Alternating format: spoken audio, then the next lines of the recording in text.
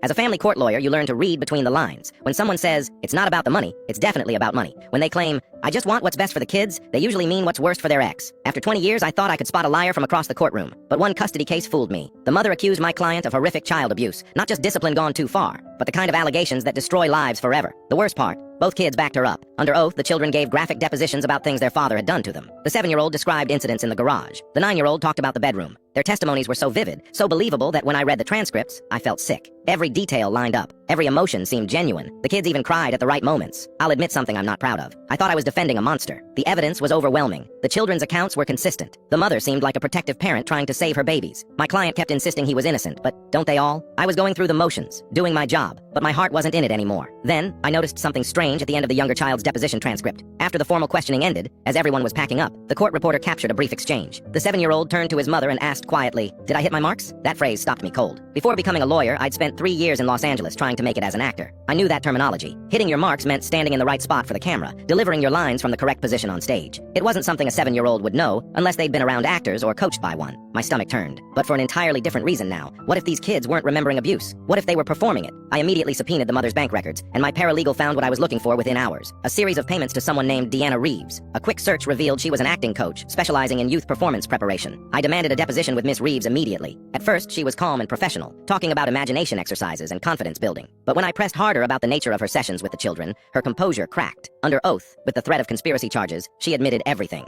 The mother had hired her to coach the children on their testimonies, not to help them remember real events, but to rehearse fabricated stories. Reeves had been given sample questions and scripts. She trained the kids to cry on cue, to add pauses for emotional effect, and to make their stories sound authentic. The children had practiced for weeks, treating it like they were auditioning for a movie role. The worst part came when Reeves, trying to reduce her own liability, handed over video recordings from their sessions. There was hours of footage showing the mother sitting with her children, directing them like a film director. In one clip, she stopped her son mid-sentence. No, remember, Daddy did it in the garage, not the bedroom. Start over. In another, she praised her daughter for crying while describing an incident that never happened. The mother had been planning this for months. She wanted full custody in the house, and she knew abuse allegations would guarantee both. She'd researched what details would sound most convincing to a judge. She'd paid the acting coach in cash initially, only switching to checks when she got comfortable. If I hadn't noticed those 5 words, the father would have lost everything. He would have gone to prison for crimes he never committed. His children would have grown up believing they'd been abused, carrying trauma from false memories their mother had planted. The real abuse was what she was doing to them, turning them into weapons against their own father. When I presented the evidence in court, the judge's face went white. The courtroom fell silent as the first video played, and within minutes, the case was over. The father received full custody immediately. The mother lost all parental rights and faced criminal charges for perjury, conspiracy,